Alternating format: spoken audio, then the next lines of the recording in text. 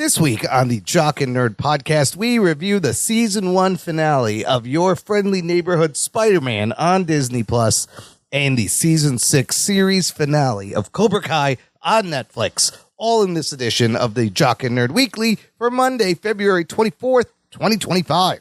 Hey, it's Michael Rosenbaum, and you are listening to the Jock and Nerd podcast. Why? Because you, my friend, need to keep up with all the latest superhero and comic book TV and movie news. And nobody brings it like these guys do. Check them out. Check. Check one. All right. This is for all you fans out there. Let's give it up. We talking, we nerding. We funny, disturbing. We talking, we nerding. We spoiler alert. Oh yeah!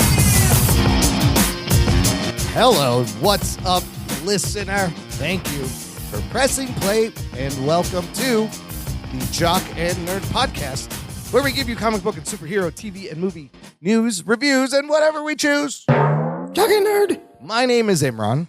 My name's Anthony. He's the Jock. He's a nerd. And joining us, he's back, returning from the Sakai Takai tournament. Just won the championship in the puppet round. It's Sensei Rugboy. How was the fight, Rugs? It was good. The fight was good. I don't know what to say. I was expecting a Dan Slott reference, and now you came around with a Cobra Kai reference. I came with a Cobra Kai reference, or we could say joining us now is Dan's Slot. Not Dan Slott, but Dan's possessive slot. Just the slot. How are you, Yeah, Mr.? the hairy, slimy one. How are you, Slot? I'm ready to make more Spider-Man. Even more Spider-Man that have nothing to do with Spider-Man. Man. I'm going to make Spider Thing, Spider That, Spider The Dog, web's coming out of his Spider slack cat. hole. It's a wild sight. Let me tell you. Spider Ass, Spider Balls, Spider Shits. The spider they're tingling. shits. Are they tingling? Yeah. My spider shits are tingling. With that, let's begin. The Jock and Nerd podcast. We've got 2 TV series to review this week. We are going to start with the MCU. Your Friendly Neighborhood Spider-Man has completed its 10-episode run on Disney Plus. Here's your spoiler alerts. Strap yourselves in, you fucks. Spoiler time. We did review the premiere first 2 episodes they released a few weeks ago, and now the whole thing is over. This should be fun if you're on our Patreon and have listened to Rug Boys Hate Watch reviews. Those are great, by the way, Rugs. Thank you for doing those. And just an angry dude like in his basement yelling at his It's phone great. It's great value. after each episode that I watch. It's great value for the support there on Patreon. So let's do this. Anthony, That's me. tell me kind of overall what this show presented itself about. What is it about? Ooh, well, this is, I guess you would call this Spider-Man in year 1-ish in an Elseworlds tale, in non Marvel, the way we've kind of come to expect Spider-Man, but a little bit different Elseworlds tale where he's figuring out who he is, and the plot points and beats that you're familiar with are somewhat there, but twisted a little bit. I think that's the overarching, theme of the show. And then the plot line is Spider-Man, Peter Parker, figuring out what kind of Spider-Man he is and having this mentor with Norman Osborn thrown in there and what that dynamic looks like, while also juggling his personal life with Kiko and some other friends he's made. Harry. Is it Kiko? Nico, sorry. Nico, Jesus Christ. And then there's also a side plot line with a football player named Lonnie that Peter befriends that gets involved with a gang, and that ties into the overarching story that Peter has with crime fighting. Yeah.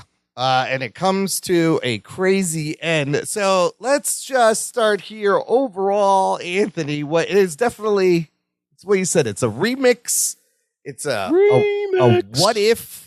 It's not the MCU. What did you think? Did you just recently did you binge all these episodes, by the way? No, I tried to stay up. I had to watch 4 over the weekend, but I tried to stay up on it as much as I could.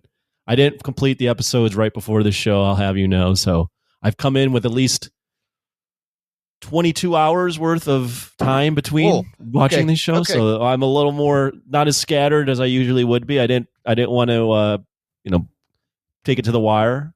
I wanted to be prepped. I like it. To talk about this. I haven't listened to any of Rug Boy stuff. I know what he's going to say. Yeah. But I haven't listened to it. Yeah. But I know. I kind of feel like I know what you're going to say. Yeah. Because, I feel like I know what you're going to say, and then you're going to immediately move off of your point once you hear any of our arguments. Yeah, that might change. Yeah. So, what did I think of the show? Yes. What did you think of the show? Yeah, it's clearly, it's an Elseworlds tale, although it's not presented. Like, if you don't know anything about Spider-Man, it's not told to you right off the bat. There's an else. You have to know what Spider-Man's history is to understand that this is an Elseworlds tale. Then again, I don't know if you would watch this if you didn't know anything about Spider-Man. I didn't have any problem with it. I liked it. Yeah. I didn't have any problem with it. I took it for what it was. I thought the animation I really grew to really like. I know I said in the first episode I didn't like it at all. Yeah. I started to really enjoy the comic book style of it. I thought the story was intriguing enough to keep me roped in. Like, every episode had that hook where you go, okay, I'll watch the next one. Okay, I'm going to watch this next one. I enjoyed the Lonnie story weaved into Peter's story. I enjoyed enough of the action. I liked the action. I liked Scorpion. I like that he was kind of featured in this. Everyone's a little different, right?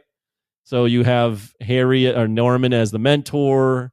You have this kind of mixed into the MCU a little bit with the Avengers and all that stuff. Sokovia Accords, they mentioned Sokovia Accords. You have the plot beats happen, but they happen differently. So Norman Osborn gives a great power, great respect speech. Yeah, he changes it. A little different, right? It kept me on my toes enough to go, okay, I can see where this is going, but then it's throwing it to me in a different way. So for what it was, I appreciated it. I liked it. I don't really have many complaints. I could see why people wouldn't like it, right? So I could see why if someone was really into Spider-Man and felt like this was turning everything too far, I get that. But it didn't offend me at all. I liked it. The only thing that was a little weird for me, I mean, Norman being his mentor was different. Yeah. I don't know if I'm fully on board with it, but I rode the storyline. Him not having anyone that really bullies him is a little odd. Yeah. That's a little strange to me that he doesn't have that dynamic. Like, he's just friends with everybody. Right. That's a little weird. But overall, yeah, I was not actually mad about having to watch every episode. Interesting. Okay. And usually when you force me to watch things, I'm normally not happy about it. But this one, while I wasn't exactly happy, I wasn't mad either to keep watching. Oh, that's interesting.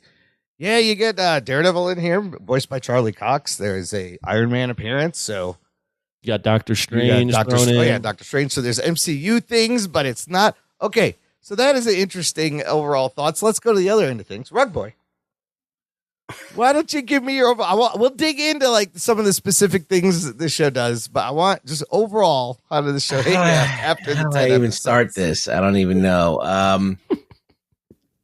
Okay, so a while back in the 2000s, Brian Michael Bendis did something called Ultimate Spider-Man in Marvel. And it was clearly said to everyone, this is a alternate universe. This is not Spider-Man. And we're going to take liberties with the character and update the character, update it for like the mid 2000s, right? Yep. And he did. He switched things around, introduced a few things, whatever. And that was like a blatant restart, right, of Spider-Man, the continuity and everything. And that kept way more beats that were kind of essential to Spider-Man than this show is. This show's now, like Anthony said, it doesn't really present itself as an Elseworlds. It kind of tries to trick you into thinking it's the Tom Holland universe or the MCU, because they got stuff like young Aunt May with red hair. Yeah. Like, they're not, if you're going to make Aunt May, but they have almost the same apartment, Yeah. you know, and all that stuff that's very similar. So it's not like this, it's not like this fresh restart. If you like MCU Spider-Man, it's kind of like a hoodwink in a way. And if you really like know Spider-Man lore and you really like the way the original story unfolded and the character growth that Peter Parker has in the original, and you're tied to that, I feel like you might hate this as much as I do. Like I never liked my MCU Spider-Man. I've never been a fan of it since it started, and I never liked it. And I never liked the fact that they made Spider-Man a shrimp. I never liked the fact that they took away all of his foibles and they made him like a cute kid, and that nobody made fun of him. He wasn't bullied. He didn't have any of that, any of the edge or any of the good stuff that like really Cobra Kai that we're talking about is like kind of essentially poking at a lot of this stuff, Sure. right? Yeah. This kind of like growing up and having power, but through karate, right? Having power through a spider. Like none of that's there really. And then every character in this seems to have an alter ego. Like everybody, even to the fucking chick that's working at is now Daredevil's sidekick. Like just every person is now somehow a soft introduction to a superhero. And I don't know. I just don't think that I don't think it works as even as well as Michael Bendis' reboot. I think it's too far from to kind of ride that line, and it should be like its own thing. Now, Miles Morales came out of the Ultimate Universe because Spider-Man dies and he takes over there, right? In that other universe, right? So, like at that point, they were even getting rid of Peter Parker and going into a whole new Spider-Man in the Ultimate Universe.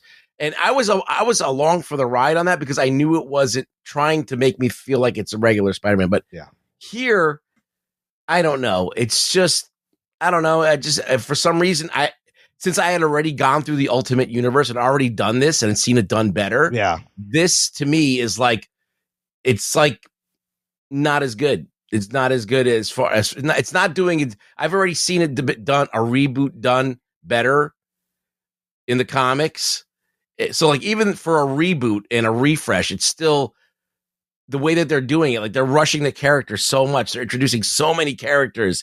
The Venom is now different. He makes himself as Spider-Man. He's bitten by a spider that is him. Yeah. It's like it's beyond like Terminator, baby. Yeah, it's they time looped it. Yeah. Okay. Well. Okay. No, I mean, I just don't. I could see that it's a good show. There's talent at work here. Yeah. There's a lot of talent at work here. But I just think that this idea is harebrained as hell. And why do it? Like you have all like it makes me even more mad when they squandered all of this great talent in making the show and to do this storyline and do it this way. It feels like a waste of Spider-Man, like a waste of a good Spider-Man anyway. Because this character is not Peter Parker in almost any way. In name only. Yeah. So my opening thoughts are this. Now, if you don't know, I am an OG, of course, huge Spider-Man fan. Way back from being a little kid. Even before I could read. No way. I had Spider-Man shit, right? So I'm fucking torn because this is absolutely like... You like that. Stop. Don't say you're torn. Look, I'm torn because it's a what if... It is a what if Spider-Man, but it's nowhere. It's not like the comics. It's not even like the MCU. It's not like the Sony movies. It's weird that it's its own thing. And the remix aspect I get, but then they make some crazy decisions to change a lot of his origin. That is just, it's unnecessary. It's confusing. It's very confusing, some of these decisions. So while why do it? But here's the thing though, at the same time, the show in itself as it is there's a lot of good things in it. But the only thing that's really good about it is that it's Spider-Man. Like, okay, you got the Norman Osborn is like really an evil mentor character. Okay, I get that. That could be, I could see that. His friend getting sucked into gang violence and whatever, and then Dr. Octopus funding all of these weapons. Okay, that I can even get along with that. That's fine. It's all the stuff that they do to Peter specifically. Yeah, we'll get into that. Yeah. But first, I do like what you said, the storytelling. Like I thought the Lonnie Lincoln storyline, possibly the most interesting storyline out of the whole thing. It's very nuanced. It's very emotional. It's charming. It's sincere. There's talent at the work. action, I think the action is great. The action scenes work. They're well done.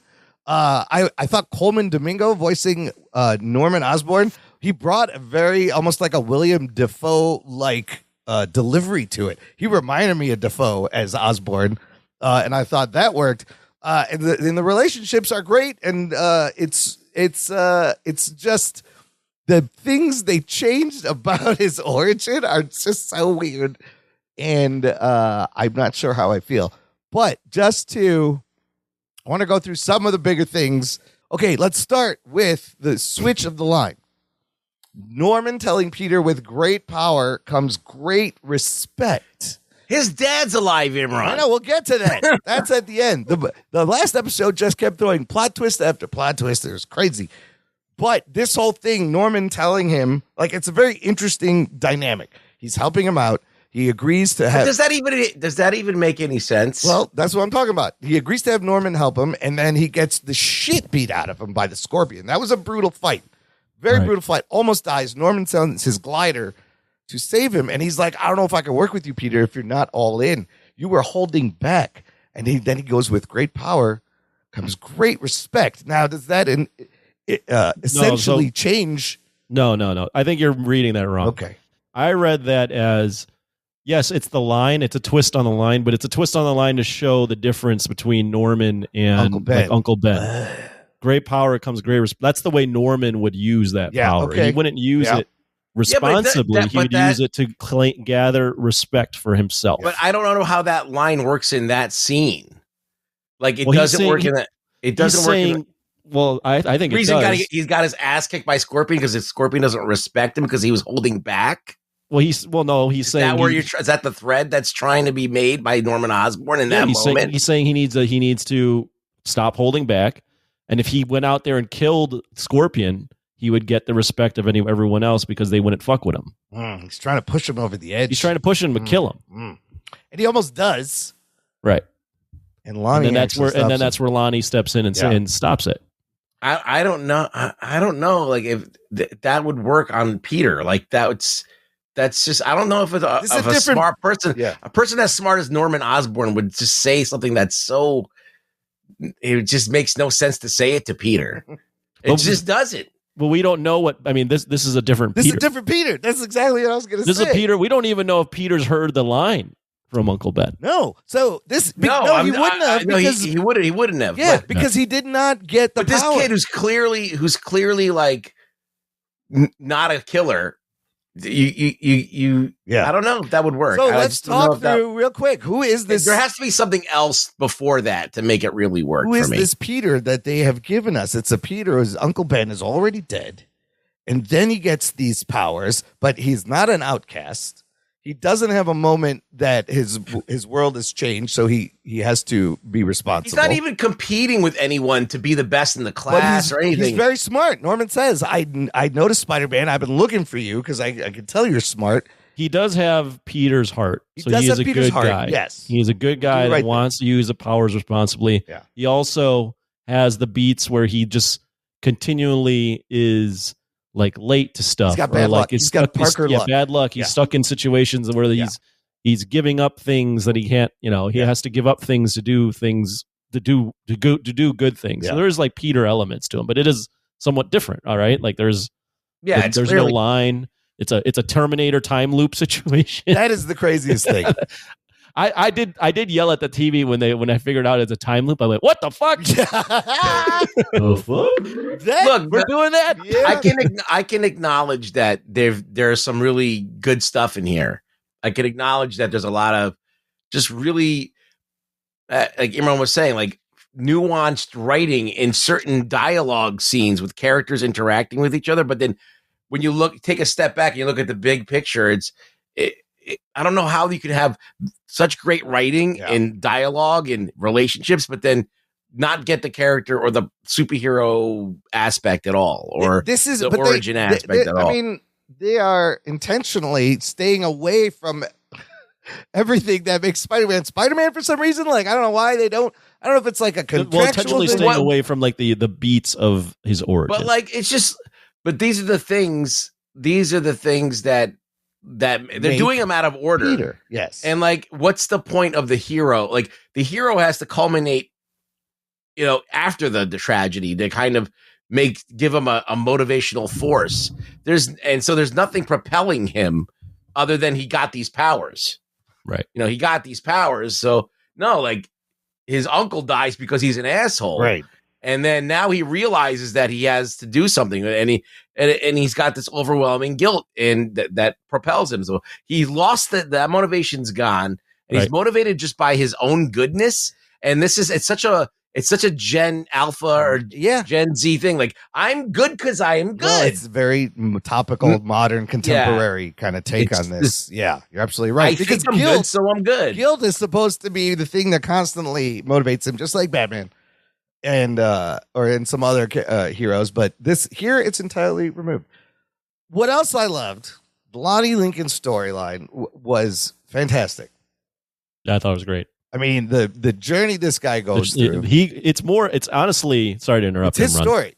It's better. It's a better Lonnie Lincoln story. Yeah, with Peter just happening to be there. The evolution of that character from just being this like jock football smart guy, high school star that's responsible, to now being like, I'm a loyal, like I have my own gang and I'm loyal to these guys. So he takes finds out his brother's in the 1/10th the gang, and to save his brother, of course, selfless, he takes his place. He's like, let my brother go. I'll do whatever you want.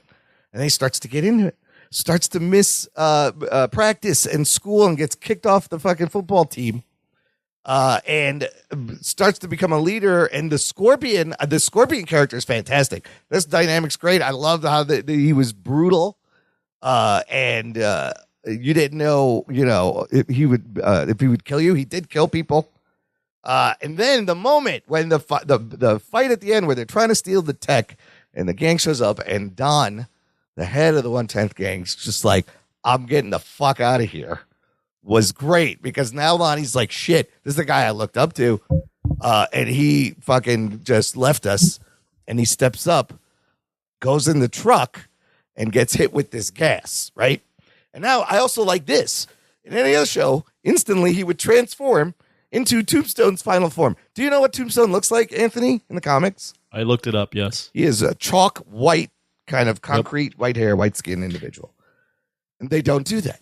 They slow roll his powers, and then by the end of it, he's got like vitiligo on his fingertips. Right, I love that. He looked like you. Yeah, I was like, look, he's got vitiligo. Maybe I'm Tombstone. I was like, maybe I'm Tombstone. That's what happened to me. Your teeth looked like Tombstone before you got them fixed. They were not made of Tombstone. They were a lot more fragile. Maybe I breathed in gas and I'm fucking concrete strong. No.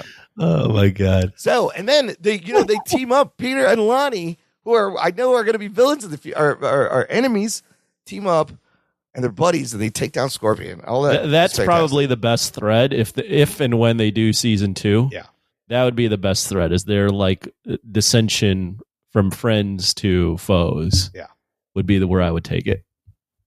Yeah, it's fascinating because Spider-Man's bad guys always really have all had personal connections to him, which make them so fascinating. Not all of them. Most of them, though. And they're very, very tangential a lot of times. Like, Scorpion doesn't know Spider-Man. Oh, that's true. J. Jonah Jameson is jealous of Spider-Man and he wants to get rid of him. So he pays to create the Scorpion. But there's kind of a connection there. Right. Yeah. But they don't know each other. They're not like, whatever. Not friends in high school. Harry, so he goes through a bunch of crazy, silly looking suits that scare people. And then you get this white one, which is kind of like from the video game.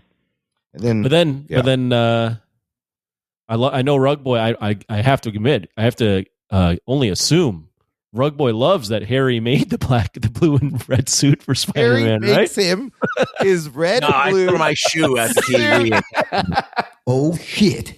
Man. I took one of my sandals off. I like this. I thought the red and blue costume looked cool. I was like, glad. Of course, it looks cool. It's the classic. I know. I was like, at least I just don't like the light blue that they're using on it. I think it looks weird. I think they should have used black with some blue highlights. I didn't mind. I was like, there's some shading on it, and they finally the last 2 episodes because they did it with the white costume. He had the black and blue highlights. I will say here, even though I did like the show, overall, I like the show. I think it's really lame that Harry makes the costume for it. I also think it's equally lame that we keep doing these tech infused suits with Spider-Man. Yeah, like he has no agency Spider-Man. over himself. Yeah. Yeah. There's always some asshole. Like it's like it takes a lot of like imagine like instead of Bruce Wayne fucking figuring out all this Batman shit, like he just fucking, I don't know. It's He has a guy He's in the got a chair. guy in yeah. a chair, right? Just like Well, yeah, Ned. and that's just not like Spider-Man made the suit. He's not Iron Man. Yeah. yeah. That's a weird thing for me though. That the MCU started with the tech infused suits. I mean, that's probably a Dan Slott thing. Let's be honest. Who knows? But And the then tech infused suits are weird. Harry Osborn says, "Go get him, Tiger," which is weird. That's No, I fucking hate- weird. I wrote that. I hated that. I hated that. Why? I hated that with all of my soul. I hated that. Why? when he said that line and had revealed the I'm suit, like, they should have just fuck at that point. I You literally should went. fuck Harry. This has got to be getting Rug Boy so mad. Go get him, Tiger. Okay. Like what? Yeah, I was like, What what? the- That's okay. That's a They choice. just did that That's to a piss me off. choice. What is the, just while we're on the subject, what is the dynamic between Harry, Peter, and Nico? Like, is there? I thought at first I was going, are they going Peter and Nico secretly like each other? And then are they going? I was going, are they going Harry and Nico are opposites attract? And then when he says go get him, Tiger, like, are they doing a gay thing? What? I don't know. I think they're doing a polyamorous. No, They're I doing thought a throuple. everybody's platonic friends. I don't think anybody they're just friends. Or they might just be platonic They're friends. platonic Right. friends. That's how They're gonna it do a seems. throuple. I for some reason got the thing that Nico wasn't into dudes. Yeah, that's why I think they're just friends. I absolutely agree with that. Well, I thought they were going. The strongest one I felt was Nico and Harry being opposites attract. Yeah, no, I think he was just trying to get him to be friends because she didn't like him because she didn't Well, yeah. know him, right? Whatever. But I think they're all just platonic friends as they are these days. Peter's got so many friends. He's got to get them to hang out with each other Yeah, I so like they don't their, miss their him. relationship, that whole thing where It's she's fucking mad at ridiculous. him was fine. Okay, so look, the Daredevil fight scene, that was great. I like Daredevil being there. Let's just You got to love Charlie Cox. Always, yeah, his Charlie voice is Cox great. voicing the thing was fun, and he's keeping an eye on Osborn. He doesn't trust Like, him. So Osborn gets Peter to come in and roll into Oscorp, and then he's got like 8 other geniuses that are Yeah. going to be superheroes in there too. Sure. It's just, Why not? how lazy do you have to be? You just throw them all in there, like it's Okay, just okay, like, okay, just wait. write them so it just happens. okay. Let's I want to break down this. I love Imran's reaction there. Sure. Sure. Why not? Dude, Amadeus Cho's going to be a person. That a Wakanda girl will probably be something. A Black Panther. I don't know. Jean is somebody. Okay. I will. I'll agree with Ruggs in that it is like super convenient that everyone is Yeah. everyone is important. It's cartoons. in some way or another. Everyone is a hero. Like you got to build to it. Like you can do it, but like you're throwing everything at you in the first season. Like there's just all of these building blocks that are all there. You all know what's going to happen. I mean, Is it's not for you though. It's for the Gen Z. It's for the limited attention span people with no patience.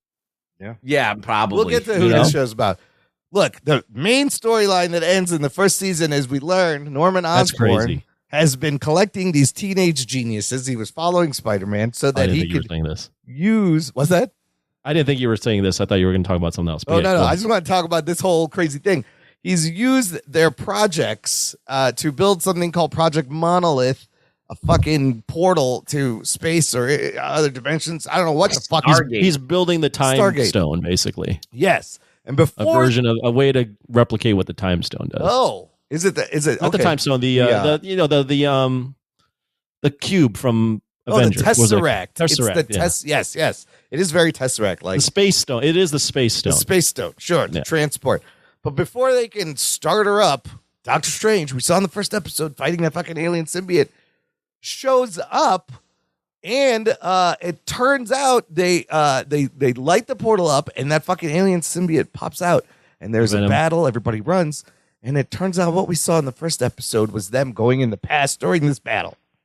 Right. Now, also what happened during this time is after Peter got beat the fuck up, Norman Osborn took some blood from him and has been using it to try to inject it into a spider to replicate Spider-Man's powers, right?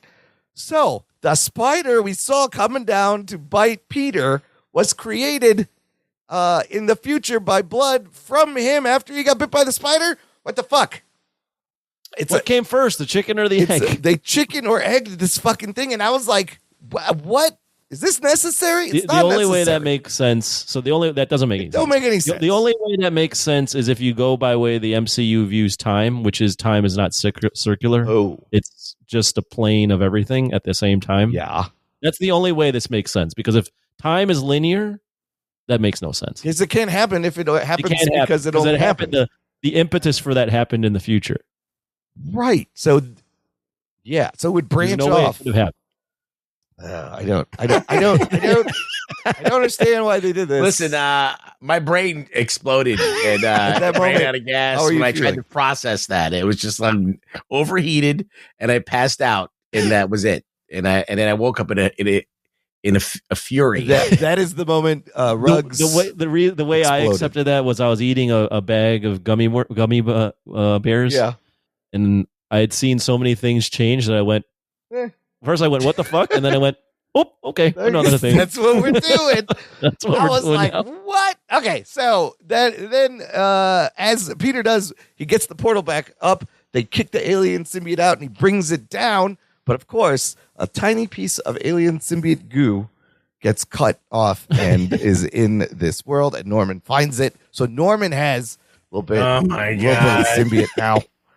That should be fine. Then We also Is got a Eddie hint Brock that even gonna get the Venom suit? we Oh, didn't, well, who they haven't knows? introduced an Eddie Brock, so Because there's no J. Jonah Jameson. yeah. What were you saying, Anthony? They also have what? well, when you see Spider-Man get thrown through one of the walls, you see all these other animals that have been probably experimented Oh, on. yes. So you'll probably get all these other characters spawned off of Osborn's experiments. All right. So after this, Spidey and Doctor Strange have a little conversation, and it's nice. And he's like, "Look, you time traveled. This is a time loop." But he's like, "This is who I'm supposed to be. This is who I'm meant to be." Strange tells him he's ready and leaves. And you see the Watcher in the sky. I was like, "The fuck?" Okay. So they throw the Watcher in there. Here's where everybody ends up. Harry creates a new company called Worldwide Engineering Brigade, or Web. I think that happens in the comics. I don't remember. That girl, Jean, was actually working for Daredevil to spy on Norman Osborn for Daredevil. And who's she supposed to be? She is the superhero Finesse from the comics, who is the Taskmaster's daughter. Okay. Got me dripping with finesse. Lonnie, now, after fucking Don took off, is basically in charge of the 1/10th. And he's all in. He throws out his fucking Letterman jacket into the garbage. And he starts getting vitiligo. So we're brothers now. I feel for it. He's got little white patches. Nico, after saying no more secrets, Peter, because she was mad at him. Yeah, she was mad at him. She was but mad at him for keeping a the whole secret. time. And she has one secret, which is she can do magic.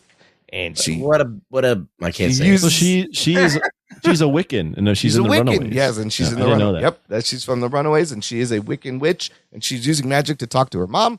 Meanwhile, Otto Octavius captured by Iron Man and Secretary Ross, drawing his arms in prison. We'll see his arms, and then Is that the girl from Agatha? no, which one? No, Nico. no, she's from she's the not. Runaways. Because what wasn't She's the girl from Runaways, the TV show. Was it the other one with her mom too? Talking to her mom. Well, Agatha was.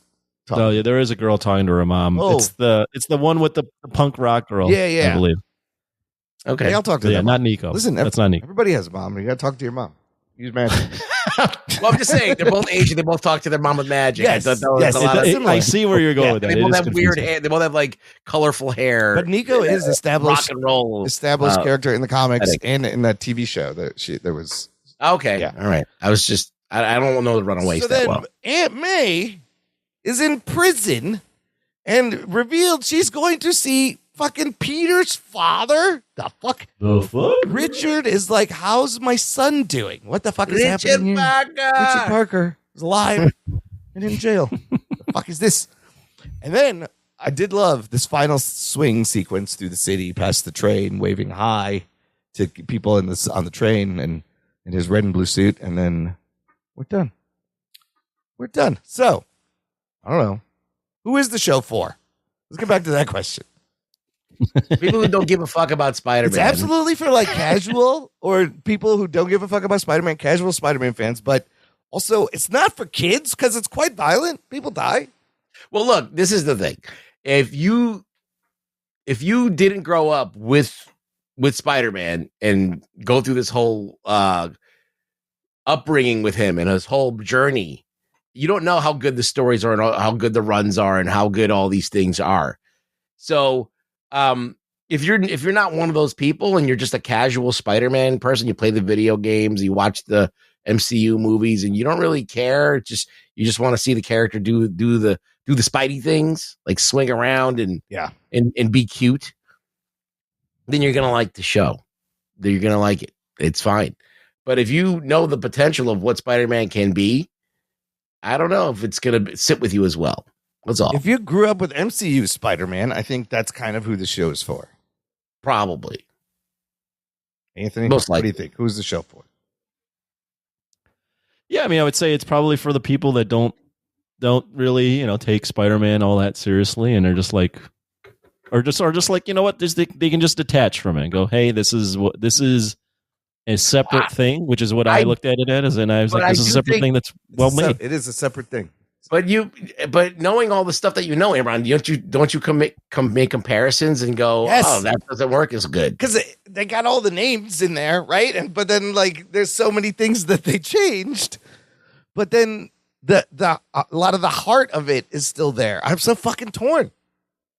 That's what I'm saying. See, like even Imran, who's a mark, is got a little bit. He's a little bit torn. Like he's not Absolutely. like 100%. No. Along for the ride. So if you imagine, like Imran is a total I love everything Spider-Man. He probably likes this and thinks this is fine, but I'm sure that there's things about this that he's not 100% on board with. And then me, who I'm way more of a you're a purist. I'm a purist, I guess you could say. I would go, you're a purist.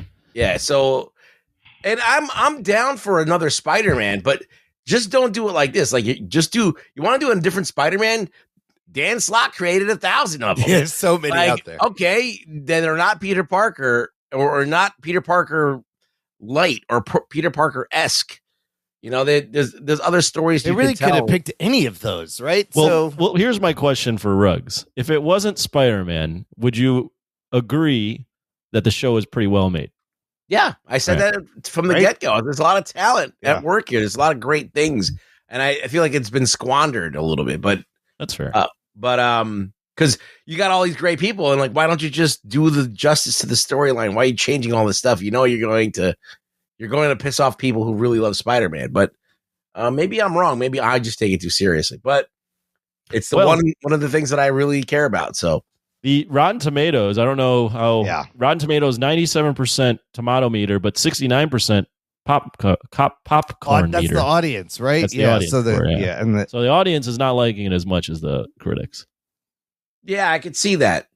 And usually it's the other way around, where the audience likes it way more than the critics. And then, the state of Marvel animation, although also is kind of like it's all over the place in style wise, right? You got the What If. Well, I like that this had this style. I like this better than What If. Yes. Oh, for sure. Yeah. So by the end of it, I really dug the style and the animation. That was the same. Yeah. The panel transitions, the comic panels were great. I thought they really handled the action scenes very dynamic. I would like to see them not copy this style for every animated show, but pick the most famous run of a character, and use that comic book artist's artwork as the animation style, like different variations of this. Correct. Yeah, like a Jack Kirby style thing. Or this is clearly a Ditko infused world. Yeah, absolutely, and it comes across as that, and it's really colorful. It's you fun do to like look a Kirby, you do a Romita, you do like you honor all these guys by doing it in that style. God, you try to do Todd McFarlane, and the animators just commit suicide because all the lines. Too many lines. I can't draw all these fucking lines. I can't draw this web like this. Get the fuck out of here. Okay, maybe not McFarlane. You could do Rob Liefeld style. There's no feet anywhere. It makes it easy. No, but I thought they did a really good job honoring the way it looked. Better than X-Men 97? Well, the X-Men 97 already has its distinct style. So it's good that they copied that style. It was its own 90s kind of style. That's true. Whereas I'm not an animation savant by any means, but in comparison, What If is very generic compared to this.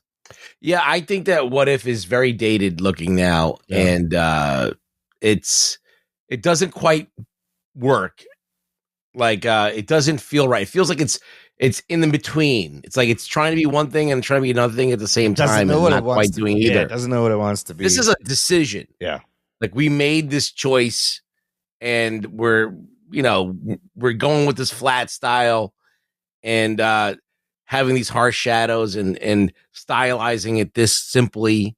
It reminds me a lot of Invincible kind of style of animation too. That's also kind of a lot of flats and it's bright. But that show, of course, way better. Invincible like kind of harkens back to, it feels like Justice League. Yeah.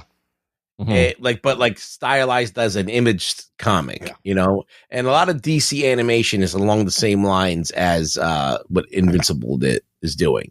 All right, so Anthony, it's more commonplace. Anthony, give me final thoughts. Give me a score. Yes. Rank it somewhere. I don't know where. Rank it somewhere. Yeah. So overall, I mean, my thoughts really haven't changed. I totally get Rug Boy and your Imran, your thoughts and why you're a bit hesitant on this, especially Imran. I had a fun time with the show. I didn't take it very seriously. I'll go with a solid 7 out of 10. All right. If a show makes me go, hey, I want to watch that next episode. Yeah. I was in for this. Rugs. Give me a number. I can't overlook that there's good stuff here. There's things I like about the show. I have to ding it. I'm going to take it 2 points down, like what Anthony has. I'm going to ding it 2 points and bring it down to a 5. And just because of the stuff that they're doing to this character that I love. And I feel like it's actually, you're taking away aspects of the character or aspects of this. And there's no need to do this to Peter Parker. Do it to another character if you're going to go that different. Yeah, they changed a lot of the essence and motivations, and it's its own thing. So as its own thing, what they were trying to do in a remix, I mean, despite the weird choices, I found myself enjoying it. I'm going to give it a 7 too. I think that's going to be fair because it does a lot of good things, and there's a lot of great relationships, and the action I liked. But yeah, some of it's just very strange. Very strange, but it was fun. It was definitely. So if you average everything out, it's a 6.5 and pretty much along with the popcorn meter is on Rotten Tomatoes. Yeah. It was fun. It was entertaining. All right. Very good. Listener, you can join our Facebook group, Jock and Nerd Nation. Jock and Nerd. If you want to leave your thoughts or comments on the Spider-Man series or just to meet other listeners of the show, we all hang out there. This is a closed group just for you. We're going to take a break right here. Play some promos? Play some promos and come back and talk about the greatest karate saga ever put on film. Cobra Kai, Season 6. Right after this. After these messages, we'll be right back. What's up? This is Brian, and I'm the host of Citizens of Pawnee, a Parks and Recreation podcast. That's right, a podcast dedicated to my favorite TV show, Parks and Rec. Every week I discuss my favorite things about the show, which include character breakdowns, episode rewatches, and other random facts and tidbits about the show. You can find me on Instagram at Citizens of Pawnee Podcast and listen wherever you get your podcast now. You will literally love it.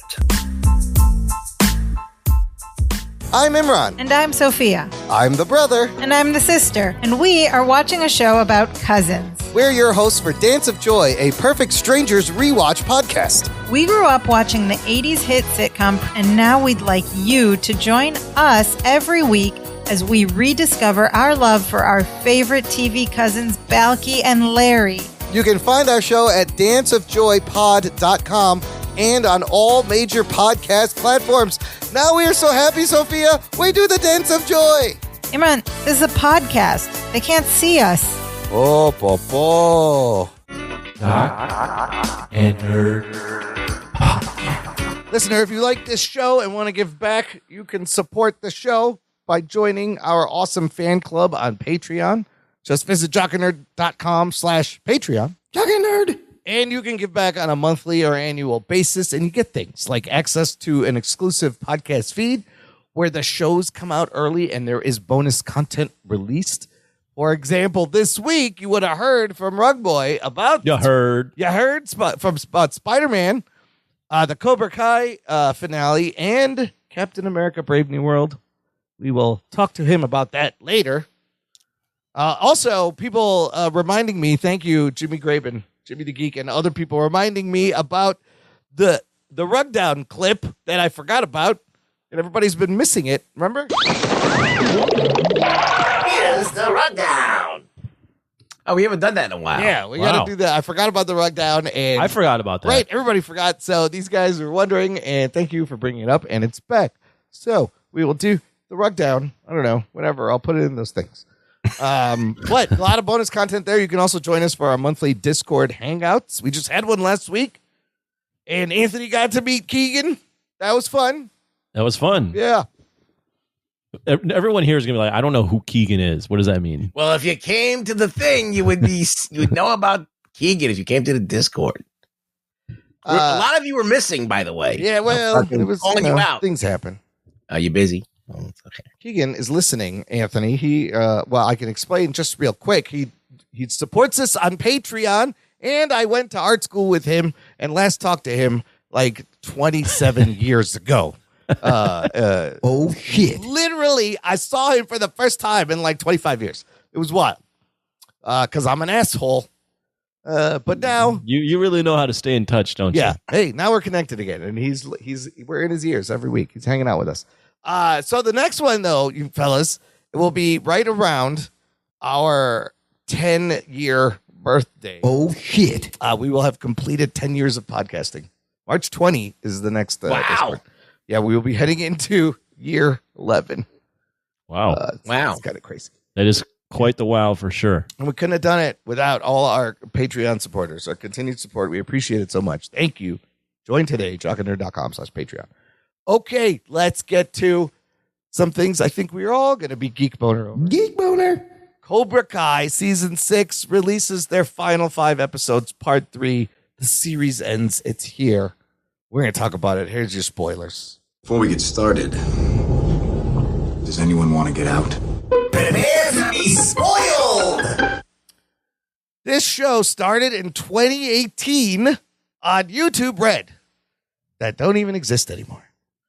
And the season 6 was released at 15 episodes, released 5 episodes at a time, but the show has given us a great 6 seasons and 65 episodes total of Karate Kid goodness. And, you know, the show spinning off of a franchise that began 40 years ago, which is wild. And I was going to say it's the end of the story that starts in the Karate Kid, but it's not. There's a movie coming out. It's not done. Anthony, why don't you catch us up where we left off in episode 10? 10? Yeah. Well, at the Sakai Takai, a huge brawl breaks out before the finals with the final 4 teams, I believe. 3 or 4 teams? Yes, of course it 4 does. teams. A giant brawl breaks out. Everyone's fighting everybody. You know, all the storylines are playing out. And one of the members of Cobra Kai from Korea, Kwan, I believe. Yes, has Kwan a star. Yeah, has a dagger that he got from Kreese. They picked up that Kreese was going to use to kill Silver. Yeah. And he goes to attack Axel, who is part of the, what group is that Iron called? Dragons. Iron Dragons, who are winning the tournament. And goes after him. Axel hits him and he falls on his own knife and kills himself. And the Sakai Takai broadcast ends abruptly with someone having died on the mats in this brawl. Shocking end to that, where they left it off. First death in the franchise. I kind of want to go through all the moments in the big moments in these episodes because there's so many fun things that happen. But I guess let's do, again, overall thoughts here, Anthony. That's me. This is the end of the greatest karate saga ever. How did it hit you once it was over? How did it hit me once it's over? The greatest karate saga ever. How did it hit me? I mean, you know, I love this show. I love Karate Kid. By the end of this show, I thought the season overall was a little uneven, but the last few episodes were, as the kids say, just bangers. I thought they were hitting all the story beats. It came full circle. You had Johnny and Tori and Miguel as Cobra Kai. Oh my God. The name of the show. You have them getting all their moments. You have Daniel LaRusso there with Miyagi-Do kind of supporting everything. And then you end the last episode with Johnny Lawrence doing a training, Rocky style, and it ends, in a tie, so they have to have the coaches face off. So you have Johnny getting his own redemption where he gets back on the Valley mat. I mean, all that stuff is going to hit you. If you've liked this show, it's going to hit you right in the feels. I think they ended it on a high note. I really enjoyed these episodes. It's stupid as all hell. It's about fucking karate in the Valley, yet it makes me smile every time. I have thoughts on just the season overall. Yeah. Like, I think overall the season, I heard this from Sean Chandler, and I completely agree. They had the ending in mind, which I think they landed very well. Yeah. Getting to that ending was a little choppy they kind of ran out of stuff. So they have Kreese back, and they have another tournament, and they have Silver back. Like, all these things were basically wrapped up. They didn't need to do another season with these things back in the play, and they went bigger and badder and more people and more a team from Korea that's Cobra Kai, and this Iron Dragon team, and this evil coach, and all this stuff. And it's kind of rehashing a lot of things we've seen in the previous seasons, but ending on that note, I thought it was great. I love that it ends with John. I love that it ends as a Cobra Kai Johnny Miguel story. Yeah. And not a Danny LaRusso story. It was always their story. This was Johnny's story, I feel like, from the beginning. And then Miguel. It was always Johnny's story. Yeah. And Johnny gets his redemption, and he gets the win, and it's great. The show to me is I'm happy and sad it's over. Yes. Like, I've had so much entertainment with it. Yes. I'm glad that they decided to end it now. Probably could have ended maybe even a season earlier, but it's fine. They didn't overstay their welcome too much. And I just think the show overall is just a show that is a technical, not even technical achievement, but just an achievement in terms of making Cobra, the Karate Kid franchise. I think when this was announced, we can scroll back. I don't know what episode it was. We talked about it. We all thought it was a bad idea. Yeah. No one thought it was a good idea. It was released on YouTube Red. I mean, the story with it being on a fucking unknown, like this channel that doesn't even exist anymore, and Netflix picking it up and injecting new blood. I mean, new money into it. I mean, it's just, this thing shouldn't even have worked. And it did, and it lasted this long, and it's made Karate Kid one of my most favorite movies, part of the cultural zeitgeist again, and propelled it to have another movie. I think it's wonderful. That's what I would say. This is what a wonderful thing. Yeah, I'm gonna go next. I fucking loved it. I fucking loved it. The full circle moments were fantastic. It was always Johnny's story. But the thing the show does well, and it's always done, like, it knows its audience. Yes, it's cheesy, but the tone has been consistent. It fits in the universe. It respects the material and honors it. And it was just a fantastic journey. The arc Johnny takes from the first episode when you meet him to where he is at the end is so great, and he deserves all of it. It was a great redemption. It just knows it knows who its audience is, which is why I think all the cheese works and the way the martial arts works. It's great. Ruggs, what do you think overall?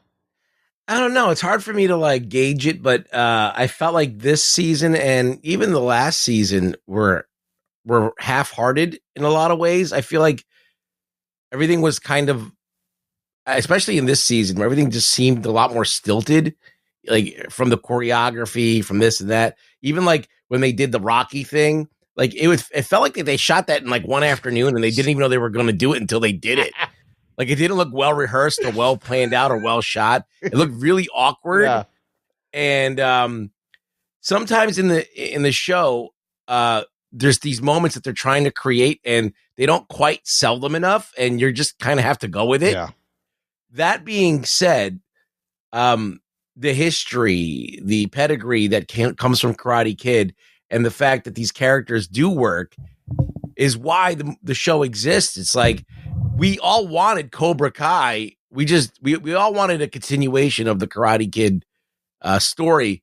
And Cobra Kai gave that to us, and we were there to lap it up. We were there to check it out. And we swallowed it down, even though it came with a hefty side of cheese. It's cheese, but I think it's nostalgia done right. And I wish other shows would take notes. This is how you bring something back and honor it and continue it. I do find it when I compare it to the first movie, and even in the second movie, like they're in completely different worlds. Yeah. And it's tough sometimes for me to make the transition, especially when they do really cheesy stuff. That's like look at a Saved by the Bell or something. Yeah. But I think that's part of the milkshake is that they're not only taking this movie that was kind of serious, like a more serious than not serious movie, and melding it with the whole 80s, 90s like feel. Yeah. Like a Saved by the Bell or a whatever. I mean, a soap opera. It's a soap opera. Elizabeth Berkley had a cameo in the fucking episode 12. You talk about I Saved think by the that Bell. was on the nose because this is Saved by the Bell meets Karate It's Kid. cheesy. There's absolute cheesy soap opera drama moments, but you acknowledge that, and it just kind of fits. I don't know why. Like you expect it. It's predictable at times, but it's just very comforting. Like the like whole comfort thing food. with Kreese at the end, conveniently being on the boat and killing and It's great. exploding the things. It's great. Wait, I want to get into I was all like, these wow, things. Okay, they really didn't try at all. They So, just did it. let's I'm get like, into some of these big beats in this last 5 episodes, right? Episode 11, we learn who Terry Silver is the one that wants the Sakai Takai to continue. right. He talks to Gunter. Why? And it happens. And it's because we find out he's dying. He's dying. Yeah. And he has nothing else. Well, let me. So on that note, while we're on Terry Silver, not on this story beat, but just the Terry Silver character, I think the show has done a great job with Terry Silver because in the third Karate Kid, you're like, what is this guy? Yeah. He's just how is this he's a legal waste stealer or whatever the fuck he is, and he's so obsessed. But then you realize through this show, they're like, oh, it's because he had a bad cocaine habit, and then it's like, oh, he's this guy. He's like an addict where he when you first get to meet him, he wants nothing to do with this, and then it goes, oh, it's because he realizes if he gets involved, his addictive personality takes over, and he wants to win at any cost. Yeah. So it adds this layer to him where it's like, yeah, he's this over the top villain, but there's like a layer to him where it's like we can explain why he's a little bit over the top. It's because he has an addictive personality and is a cocaine addict. I mean, they did that with Kreese also. You learn about his backstory. They add to the Miyagi story. So they do a great job with these legacy characters. I mean, you get it, in terms of big story beats, you get Kreese finally apologizing to Johnny. Oh my God. That's the best scene. Oh my God. That's the best scene where Johnny glays into him is great. He does some of his best acting in that Liam scene. Zabka should get an Emmy nomination. I know it's not going to happen, but he was tearing up. Relax there. He should. But that was, was that really was good. the first time it felt like a real show. Yeah. Well, and the way they built that up, right? First he visits Tori to apologize, and he's like, goodbye, you're not going to see me again. And then he has to resolve the thing with John. He comes up to him in the same parking lot. He choked him out 40 years ago. And he's like, I'm sorry what I did to you in this parking lot. Oh, and then Johnny just letting him know, and then they hug. Like oh my God, he needs to have that moment, but that needs to happen. But I feel like that would never happen in real life. Never in a million years. Never. All these people just being like, "Oh, we're cool with each other." All right, it's he fine. loved him though. He was his mentor. He goes, "I loved you, bro." I love that we just get a slice of Rug Boy's worldview in these reviews. There's no hope in Rug There's no Boys. hope. It's dire. There's no redemption. Life sucks. Anyways, so we see. Okay, we get that Terry Silver's dying, and then you see fucking Kim kill her fucking grandfather. Dojo That was out there. What the fuck? Yeah, that was crazy.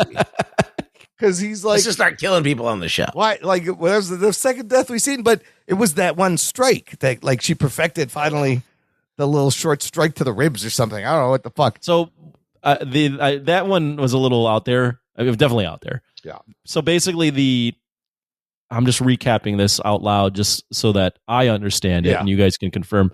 Basically, that old guy wanted the Cobra Kai to go back to the tournament and kill people, right, as revenge. I think and so. She goes, and he never believed in her as the next leader of that group. Yeah. And she didn't want to do that, so she kills him. Is that basically what the storyline is there? I think so, because she saw him like force his students to just punch each other. Kill each other, basically. Try to kill each other. Yeah. And I think it went too far. So her answer is, He was doing that because he wanted them to go into Sakai Takai and kill people. I right? think though that he wanted him to kill Kreese, and she decided to kill him instead. Oh, she did. Yes, Yeah, you're right. yes, You're all yes, right. yes, there. yes. And that makes her the master now of that. And he dungeon. wanted them to kill Kreese because Kreese got one of the students killed. I think so, as revenge. Yeah. Okay. Okay. That's out there. That was crazy. And then you get the next episode where you get that fun scene with the AI simulation that they cobbled No, together. I don't like that either. That was really silly. They could have just stitched a nice montage of Mr. Miyagi. You got to put AI in there somewhere. It's fucking. No, he's talking about the AI where it's Axel. Yeah, not that they build. Remember they build that machine where he's fighting. Miguel. Okay. That looks like Axel. That's stupid too. I What? hate that. Did you notice they had a laser tag thing on his chest? The thing on his chest is the tracker from laser tag. Back in the day, it's like an 80s fucking game where you'd run around. Yeah, shooting people. that's definitely for us to see. I was like, that's the fucking laser tag thing. They did that on purpose. When the show, I'll say this, it's fucking silly. Yeah. It's stupid. Yeah. It is it's a bit eye rolling. I accept it because it's a show. I will say that when the show goes way out there, like they're inventing AI. Yeah. That's when that's when even I'm going, you're getting out of the sandbox a little too far now. Well, that's what I'm saying. Like, I feel like it's a good show, but I think it overstayed its welcome, and they started like going into even weirder shit. And yeah, I mean, we could have probably ended the series like 2 seasons before that. Like this. I mean, this one season that they broke up into 2, we could have done without. There's definitely padding, kind of like what this chosen bit in this episode where he finally gets a message from Kumiko and says, "I love you" as a friend. And then they make him go on a blind date with fucking Jesse Spano from Saved by the Bell, who's this crazy hippie. And I don't know what the point is of that. They finally do. She gives a tarot reading and supposed to do something. But you have to resolve this pregnancy, right? Well, it makes him realize that he likes the Korean lady. Oh, that's right. That he's Kim, been right. overlooking the girl that was in front of him the whole time. They do hook up. They kind of get together at the end. We get to that. But we have to resolve. So the first 2 episodes are like they're a little fillery. Like they got the funeral. They were a bit fillery. They got that out of the way. They convince Terry convinces Johnny and then they got to convince Daniel. All the kids want to go back to the second. My big problem with the first 3 episodes, they're very fillery. They set up things. They're entertaining enough, but my big problem was, and I said this when we saw the trailer for this, is they made such a big deal out of Kwan dying, and like that was supposed to be a big moment, right? And I feel like it's just very brushed over. Like, yep, whatever. Let's just figure out a way to get the tournament in the valley. It's like, why did we do all that work? Why is that the setup to getting the tournament? All to the of valley? that was just how do we get this tournament in the valley? Right. Valley. That's really what it's for. That we killed the character on screen and made a whole second part of the final season end on this huge note where there's a brawl and someone dies. And it's really, that's just a plot device to get the valley tournament. It's to the all valley. got to end where it begins. Full circle. So Carmen has the baby, and Johnny's going to propose to her, and she goes into pregnancy. She goes into labor, and they get married right before the baby comes out. And now Robbie and Miguel are stepbrothers. Oh, cute. They have a sister. Lovely. That's all done with. Let's get to the fucking tournament, as everybody is in now, because the kids wanted to continue. It was just Daniel who was being an asshole. And then episode 13, 14, 15 were also good. The episode 13 titled Skeletons.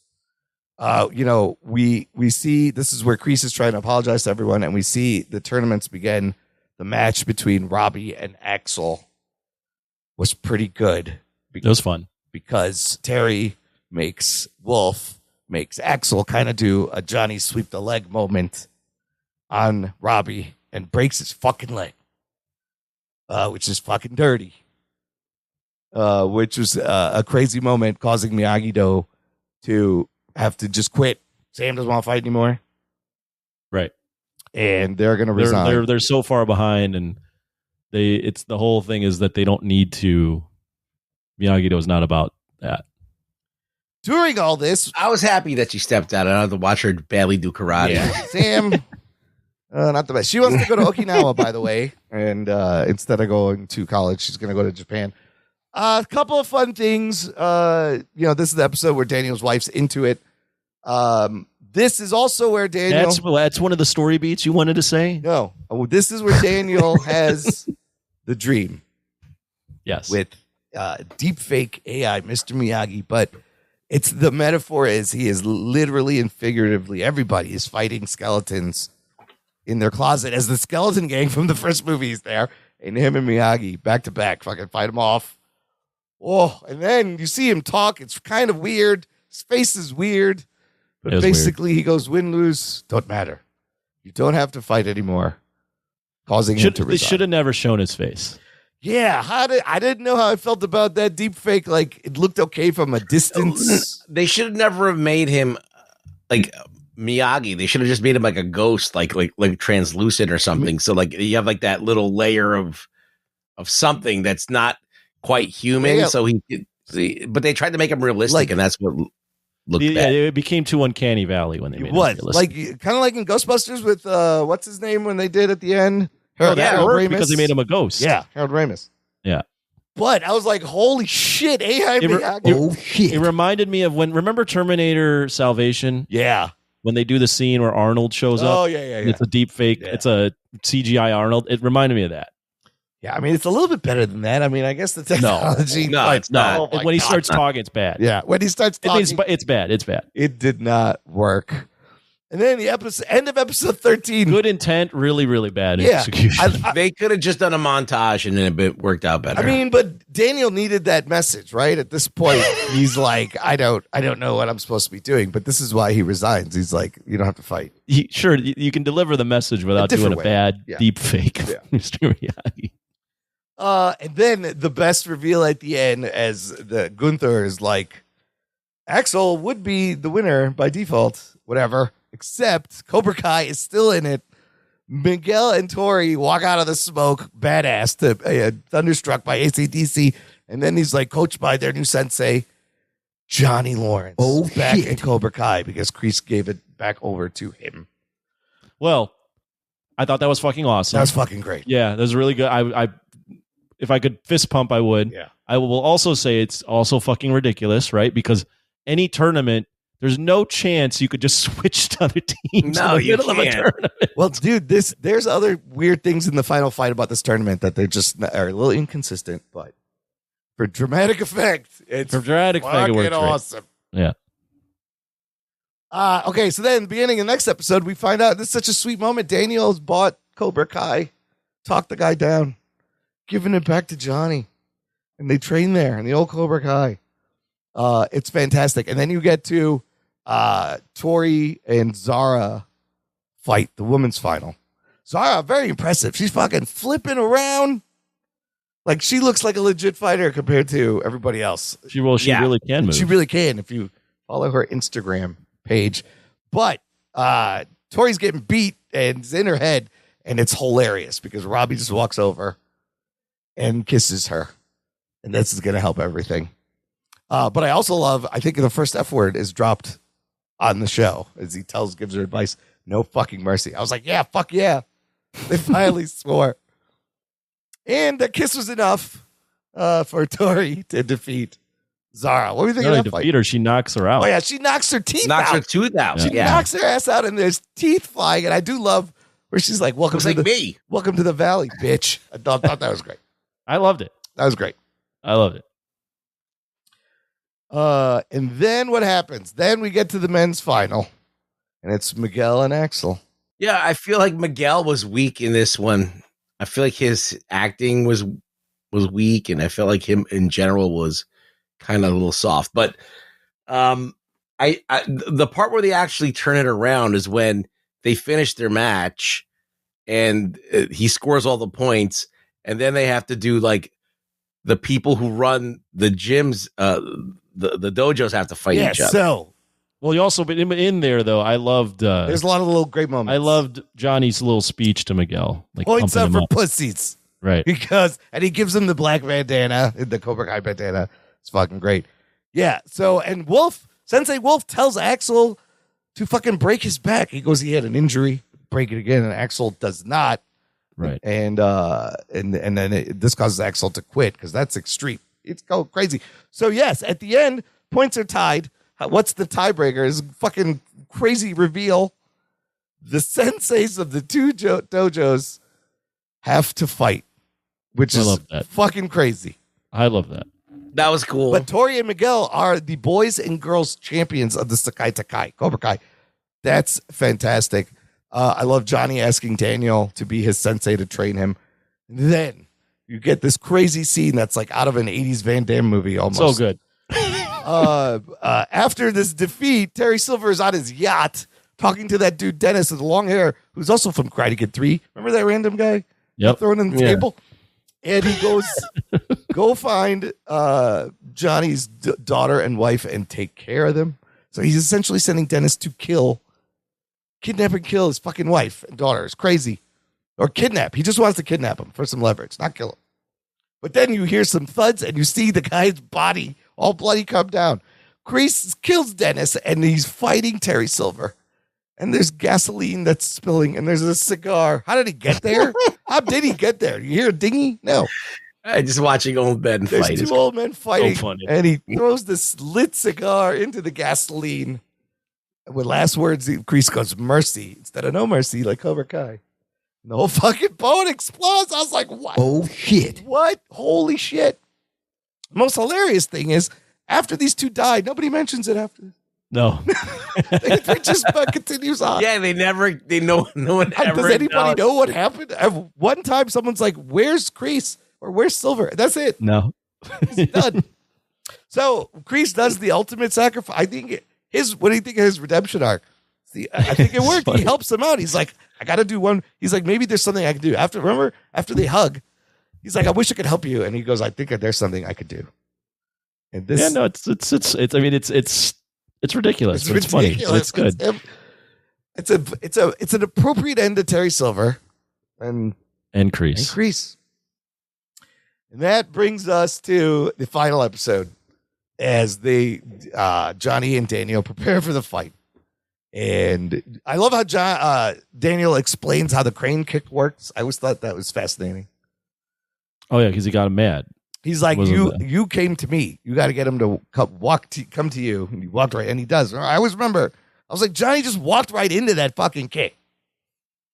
And then you get the Rocky, the elegy. And we've talked about this other show. I mean, straight up. He tells him, have you ever seen a movie? You know that movie, Rocky? Rocky don't win at the end, remember? He goes, it's not if you win or lose. It's you have a family and you're going to be okay. And they do the whole thing. And I know Roxy thought it was cheesy, but I fucking love that. I smiled. Them doing the crane kick on the thing and then everybody just running with them. It's so silly. I mean, them playing in the water. And then them training in the water. Splashing Mr. water T, into or Carl Weathers and Sylvester Stallone, Rocky 3 style. They just needed to have bare midriffs, and then it would have been better. I mean, they're playing "You're the Best Around" song over this. How can you not fucking instantly go, "Fuck yeah, let's go"? It's the only time. It's the only time the show has ever used that song. Yes, aside of the commercial, they use it in the last episode. Here's another thing they do in this episode. Finally, Johnny admits that he's maybe too old to be doing this shit. When after the wolf meets him in the locker room and kind of fucking shoves him and berates him, and doesn't Johnny go, he's younger than me and I'm too old. I was like, finally someone fucking admits they're too old for doing any of this shit. It's only taken 6 seasons. You gotta, I really, so he gets his ass kicked for the first round. And then I love that at first Johnny or Daniel is trying to give him, speech and like trying to help him in his Danny LaRusso ways. And Johnny's just like, fuck off. Right. Yeah. Whatever. But then when Danny flips the script and goes, strike hard, strike first, strike hard, kick his ass, no mercy. I love that that speech to him too. I'm like, fuck yeah. But then after the next time he calls timeout again and he's like, you know what? Remember balance also. Remember Miyagi-Do. He has found a way to combine both. It's so great. Them. Yeah. First of all, the moment I saw Daniel in a Cobra Kai black gi, I was like, oh shit. I can't believe you got Daniel in the Cobra Kai gi. It's amazing. Never thought you'd see that. The sworn enemies, the enemy of the franchise. And now they're all there, and the original students are there. It's fucking fantastic. Miguel gets into Stanford. That's important. You do learn about Miyagi's assault charge with the necklace at that moment that the grandma gives the necklace to Sam. Yep. all while this is happening, Tori and Robbie get agents, and they're going to be like spokespeople and social media influencers karate, or whatever. yeah. It's great. Yep. It's great. So let me ask you during What's her name? Sam's going to Okinawa. Sam is and going to If you've Okinawa. seen the movie Can't Hardly Wait, they copy that where is that the scene where Miguel shows up?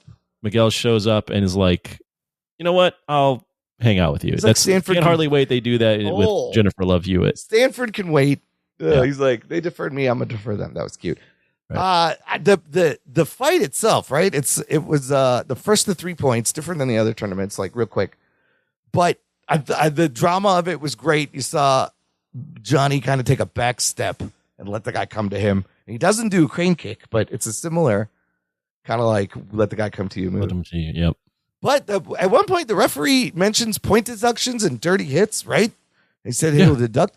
But after he says that, there's like 4 more dirty hits that they don't even like deduct any points from. He keeps getting like, no point, kick to the side, but he didn't do a deduction. I just thought it was a little inconsistent.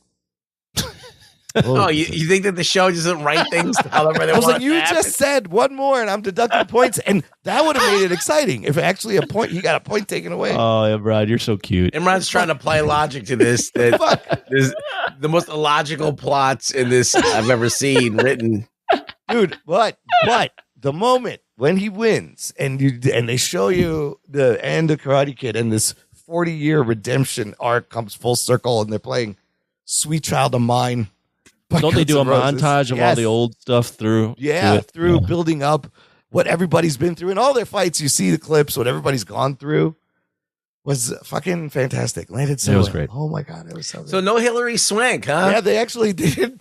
I saw the. Did you see that interview with the? Yeah, he said the- something like, "We just ran out of time. We didn't actually. We're trying to find her." Yeah, they were trying to make it work, and it didn't. They couldn't get the timing right. What else is great is Daniel at the end. You notice Daniel goes to him. He goes, "You're all right, Lawrence." That's Right. what fucking Johnny said to Daniel. Because you're all right, Reluso, at the end of Karate. It's great. No, yeah, it's. I think Ruggs kind of said it. I'll say it again. It's the story that we didn't really know we wanted, but it does give a character that gives this character Johnny Lawrence redemption, and we didn't know we wanted that. But the more you explored it with the karate or Cobra Kai series, the more you were like, "Fuck, man, he was a good guy." Yeah. He was misled, and you want him to get this moment, and you didn't know you wanted him to get this moment until it happens, and you go, "Shit, that's the moment." You want that. That's what everyone go in life. It's at the end of the day, the story, while it's fucking ridiculous, right? Yeah. The premise is still the same. It's about mentors. It's about father figures. And in this case, for Johnny, it's about like in life, you will fuck up something. Right. And in life, you never really get a second chance. He gets the fucking second chance to redeem himself. And that's like the story of every person. Any like hero story is like, let me just get a second chance of that. Yeah. Well, the series in and of itself is very cheesy and very, soap opera-esque, and it's got its very convenient writing. But the reason why I can look past a lot of it and enjoy the show is because the first movie, which is essentially about balance and trying to find balance in your life and trying to come to terms with the challenges and having two people that are kind of broken healing each other, and as they become friends and fulfilling like different aspects of, he needs a father, he needs a son, and they kind of fill these holes in each other's lives, and it's kind of a beautiful story. Yeah. And this show has the same thing. Yeah. Except now it's Johnny and Danny kind of like fulfilling the roles, like, and balancing each other out. Yeah. Like, you learn that, okay, Cobra Kai, being a fucking alpha, being a fucking guy who doesn't take shit and is assertive, you need that. But you also need balance. You need to kind of sit back and let things happen and let things roll off your back and have a stillness about you, like Mr. Miyagi did. Yeah. And you need both of those things. And I think at the end of the show, where they have the combined dojos and the disciplines, it's showing you like, no, you can't just sit there and make a villain out of Johnny for being an assertive kind of take no prisoners kind of guy. You need a little bit of that. Not at all. Right. You can't be all Cobra Kai. Well, you can't be all Miyagi, though. You can't be all can't be all defensive. You can't Miyagi-Do be because- all too nice. I mean, I love it. That's how they wrap this up, and these final few scenes are great. I love the first of all, Stingray returns. Paul Walter Hauser, fantastic cameo. I missed him.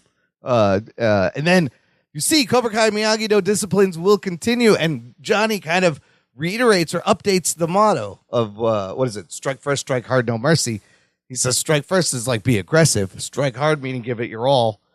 And no mercy, don't be too nice, essentially, is how he like translate this. But I love how he still calls the kid Four Eyes, and he's like, don't be a dork like this kid over here.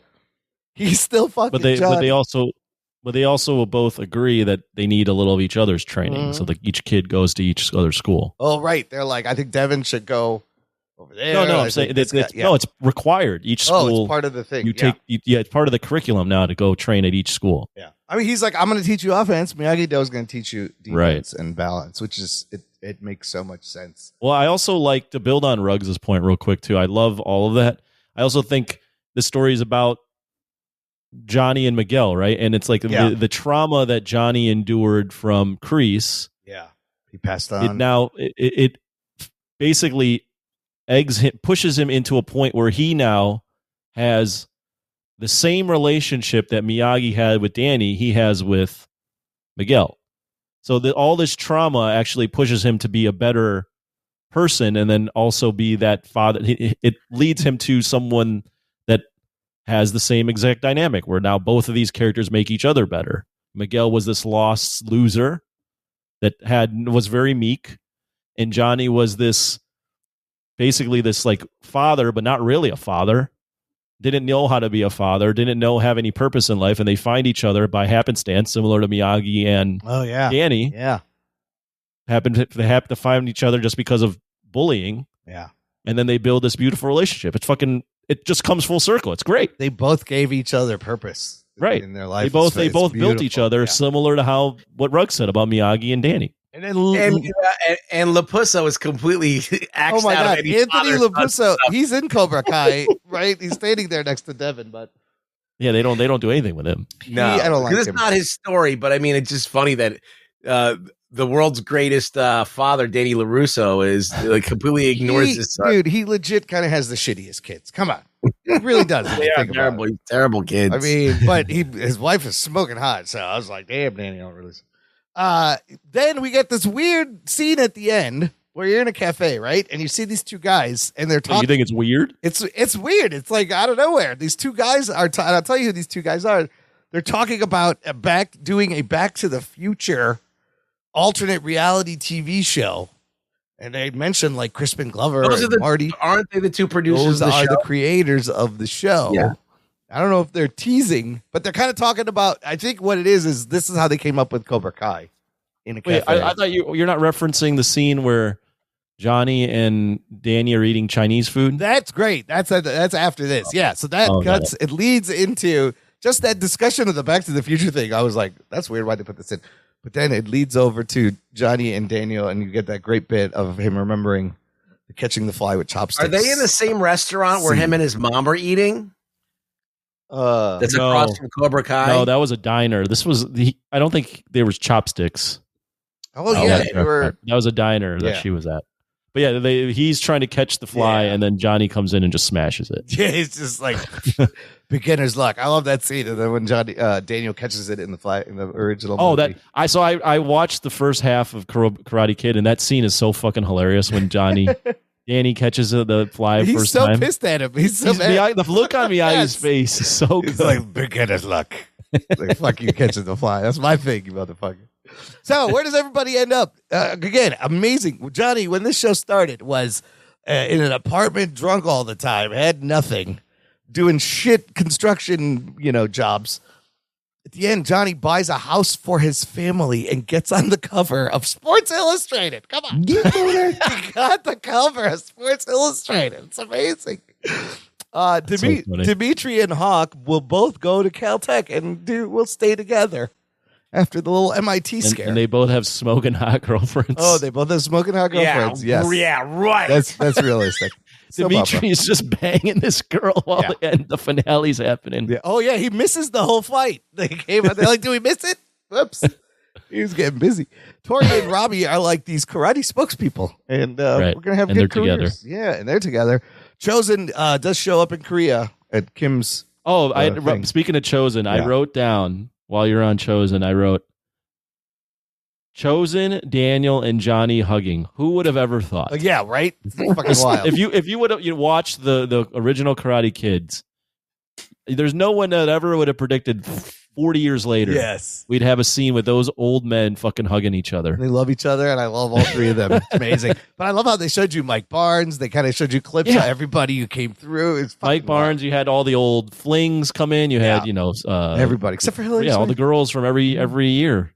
It was, I mean, everybody except for Hillary Swank. Hillary Swank. That's right. I had a bunch of spin-off ideas. Let me run these by you. Would you guys want to see these shows? I know. And first of all, are these your ideas? There's some of mine and some I've seen on some articles. Okay. And I don't know if they're going to do any of these.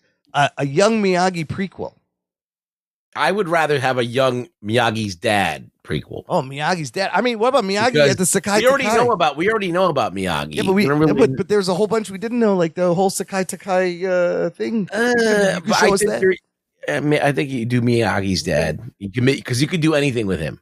Yeah, like he's just all you know about him is he's a fisherman, and he taught Miyagi everything that he knows. So he's just much of a badass. I wouldn't have never thought of the Miyagi dad thing, but that's interesting. Yeah, because when you're doing Miyagi, now you're tied to Miyagi and all. You could just go crazy with could do Miyagi's dad. Miyagi's dad. He could be some fucking badass adventuring secret spy something. No, he can. Yeah, you don't fucking know anything about him. What about he's James? She's Okinawan James he's Bond. Okinawa James Bond. Why not? What about a Tori and Robbie show? I would not watch follow that. their careers. No, I'm out. What about I would not watch anything else. What about Hawk and Dimitri show? No. They got good chemistry. No. What about Kim and Chosen in Korea show? No. What about Johnny's adventures with the next generation of Cobra Kai kids that he has? No, I don't think you can't do another Johnny centric. No, that's true. I think that the only way forward is backward. Okay, and then what about like an anthology about previous Sakai Takai tournaments? Maybe, I don't know. All right. What about the Iron Eagles? Would they get a spinoff? Iron Eagles, Zara and Axel. Well, Zara, no. Be a star. Her accent's really bad, but I don't know what you do. She should have never done the accent. And then speaking of Hillary Swank, it's still out there. The Julia Pierce character. What if it's that I actually wouldn't mind is a Hillary Swank story. Oh, where she as that character is. Let's see what she's doing with her life. Yeah. What's going on with her? Yeah. See, there's a whole storyline there that could weave in to some things. Well, now we know for sure, though, while we're talking about like what's next. Yeah. I've seen several articles. We talked about this, but the Karate Kid Legends, this was all in canon. The Karate Kid Legends movie that's coming out is 3 years after. 3 years after this, and they didn't do anything to set it up at all. No, and I didn't know, I don't know if they would. So, but what does that mean? How is it still? It's in canon, absolutely. Right. So that is what's next. Yeah, is Ben Song and a cinematic storyline, and I bet they don't reference the show at all. Yeah, like after this outing with Ralph Macchio, I think if they do subsequent movies with this kid, it could go on that way. But yeah, I think that's the only way. I don't think you're gonna do anything with Cobra Kai. 41 years later, there's a Karate Kid movie coming out. Well, also think about the fact I watched a video of this. Ralph Macchio and William Zabka weren't really doing anything anymore. No, they weren't. No, they were. I mean, they were playing themselves on How I Met Your Mother, and they were just doing guest spots. William Zabka was directing things. Like these guys didn't really have any career. Now they're back. They're fucking big stars. Ralph Macchio's back on the big screen. I mean, it just to me that this whole thing. When you take a step back, it's just like, this is amazing. It's wild. And Zabka is great. He's really good. Like, I wonder why you get what. He's so good. He's so good at this role. And they've nailed this thing where he's this, like the little beats where he's going to high schools and recruiting girls and Yes. just being like very like not aware of how people speak and just having points are for pussies. Like he's just nailed this character where it's like this guy that is not completely in touch with how things are these days, is stuck in his old ways, but has this heart of gold and like he pulled it off. He gets away with it. Great. It's so good. It's so perfect. I hope they do. If you ever and even when you throw in just the fact that they've built in these other new characters, like you have Miguel and Robbie and Tori and Sam and all these characters now that have been added to the Cobra Kai or the Karate Kid lore. I think it's just I said it off the bat. I think it's just wonderful. I mean, that's why I hope we get to see some of them again, whether you do a cameo in this movie, like one of them shows up, like maybe Jolo shows up. I don't know. Like Right. you need help and you would call him Miguel. Like that would be great. I don't know. I think it's done. I think they've done everything they can with these guys. You think this is done, but are you saying like the movie? Are you saying the universe is done, or you think this story is done, but there's still room for more? I hope that they don't, because I think that anything else would be not great. I mean, I really don't even know if this new Karate Kid movie is going to be good. I just the preview looks good. The trailer is great, but I don't know how it's going to work in the context. It might be fine as its own individual film, but when you try and tie it into the other stuff, and since it is tied in, if it worked, it's going to work. I mean, this story may be done. You could be right. The way everybody they gave us, Cobra Kai, Cobra Kai story. They gave us a little bit of everybody with some closure where everybody's at. But this movie is acting as a way to bridge the new Karate Kid with the old, and then introduce the new plan. Yes.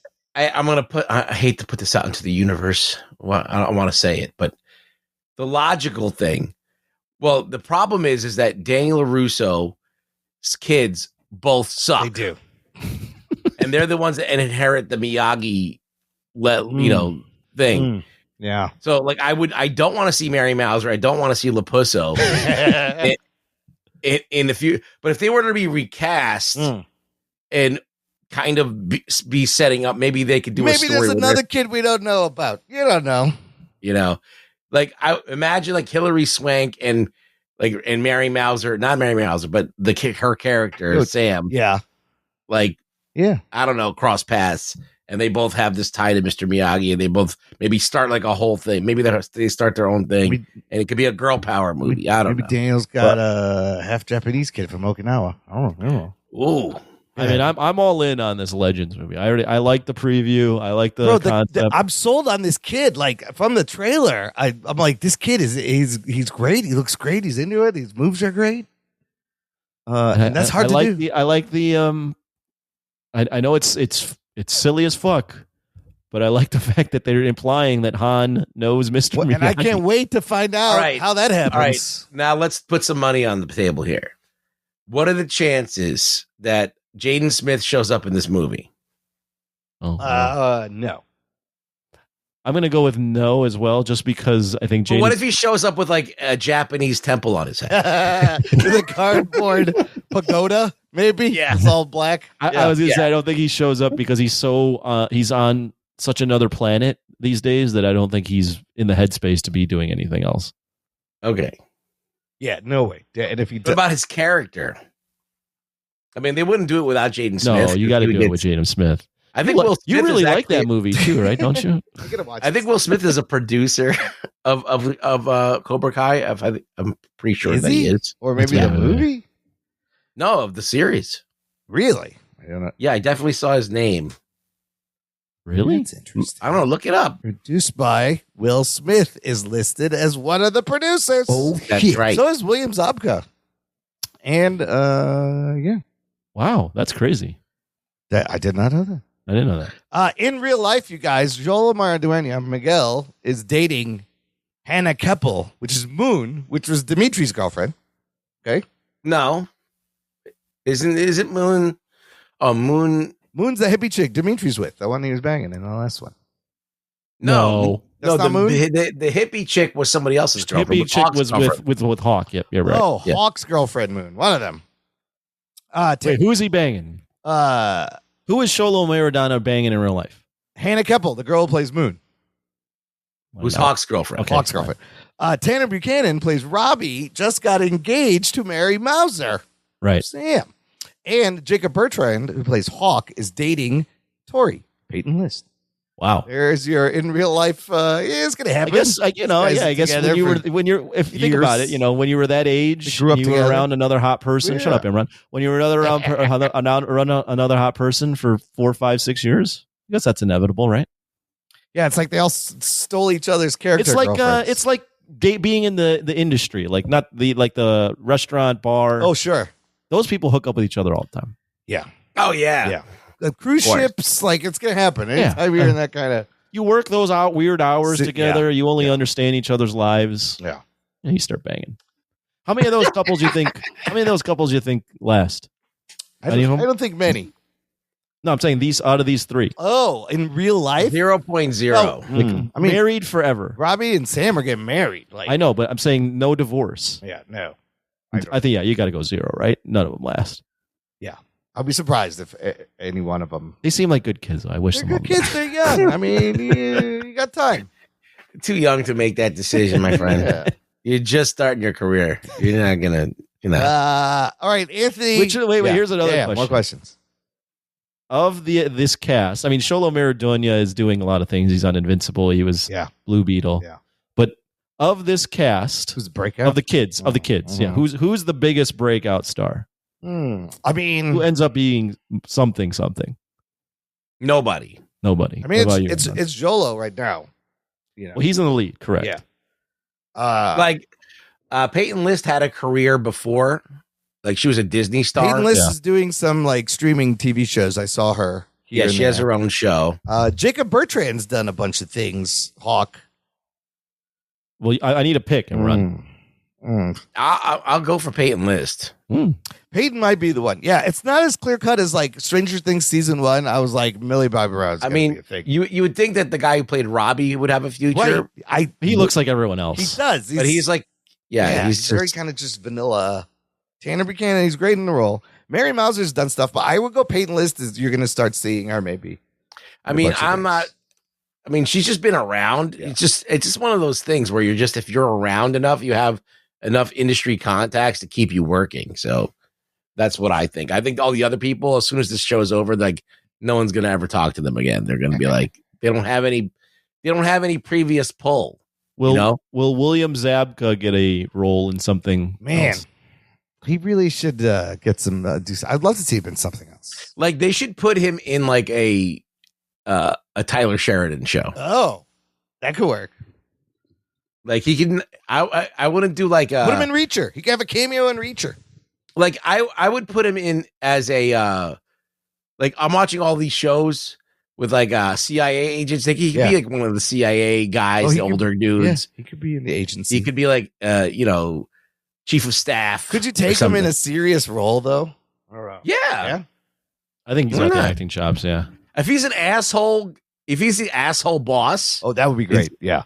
there he's got it right there. Just make him the asshole boss. Okay, Anthony. Final thoughts. Give me a rating for the season or overall the whole show, whatever you want. Okay. See the show or this season, I would say was padded start, kind of meandering, entertaining still, but when you take a step back, you're going, what is happening? What are we building towards? We are just rehashing old threads here with Tori joining Cobra Kai again, and Peyton or Kreese being a villain, and then Silver being revealed as a villain. We're doing this thread over. We're doing these beats over and over and over again. But by the end, you can't help but smile at some of this stuff and the way they end it. So I'd say this season was a solid for me. Due to my bias, I just thoroughly enjoyed the ending. So 8.5. If I didn't enjoy it as much, the ending, I think it would have been probably like a 6. But the ending, just the emotions of that ending were great. And then I guess the overall show, I think it's great accomplishment. Happy to have watched it. Happy that it got on Netflix. Happy that YouTube Red doesn't exist anymore, and I can just watch it on Netflix. Yeah, that's great. Happy that Netflix invested in it because I think it really kicked into steam once Netflix got it. the overall show, I'm gonna go. It's cheesy, it's stupid, it's fucking ridiculous, but it's charming and it's heartfelt, and you can tell that the people that invested in this show really do care about the past and trying to honor those characters while also building some new characters. So overall, 9 out of 10. Nice. That's fucking awesome. Yeah, that's really good. That's good. Yeah. All right. Rugs. As are we doing the season and the show as a whole? Yes.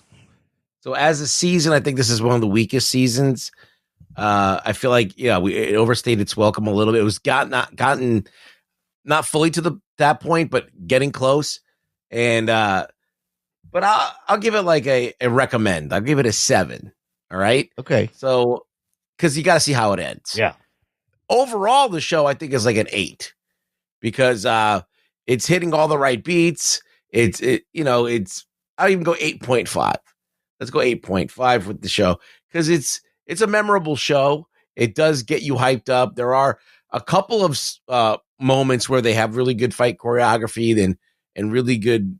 They shot it really well, and the teams that were doing some of the stuff were really clicking at during certain moments, like that school fight. I'll never forget. That was great. Yeah, I mean, him falling off the banister, breaking his back, it's like, that was crazy. It's good. Yeah. So like they did it. They did do a great job in a lot of these, but yeah, it's a good show. Just this last season, I felt like it was just very stripped. They stripped down the cast and stretched their storylines a lot. So, but yeah, I would. Anybody that watched the Karate Kid trilogy should watch this. I mean, I love that this show is like introduced a new generation to this Karate Kid franchise. It's fantastic, and it hits to the people who love the original franchise. Did this season need 15 episodes? Probably not. But at the same time, like, I'm torn because the show needed to end, but I would watch fucking 10 more years of this. I just love, it's like comfort food. It's nostalgia done right. And I think the strongest season was probably the first season. And the rest are all kind of mixed in. So as a season, I would still give it like an 8. As a show, I'm just give it a 10. Fuck it. I fucking loved it. It is there you go. Fantastically fun cheese. And I just loved it. I do overall love every second of it. I didn't think I would. It's crazy. It's funny. Imran, you're funny. I mean, I can't, like, the seasons kind of meld together and they're all kind of consistent, right? But that first season was just the best, flipping your perspective and going, but Danny is a fucking asshole. Oh my God. I never saw it that way. It's fantastic. That first season is really good. Yeah. And then and it ends with Miguel winning the tournament against Johnny's son, but you don't feel that swell of emotion because you're so conflicted. It's great. So good and so good. All right, let's do some news from the nation. It's time for news from the nation. It's time for news from the nation.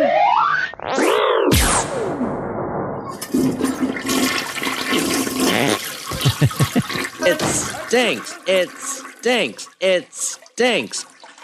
I just got one comment about Cobra Kai. Rokas Liu says, okay, so the end of episode 13 had me legit hyped, yet teary at the same time. I want to know if it's just me coming back after a tough cold or do others feel it? Don't want to spoil it for you, so no tag, but really want to know what Anthony has to say here. And he's just talking about Tori and Miguel, I think, and Johnny stepping out. It was great. Back in Cobra Kai. You heard my thoughts if you've gotten this far, but yeah, I thought it was awesome. No, I'll say I got the feels a few times.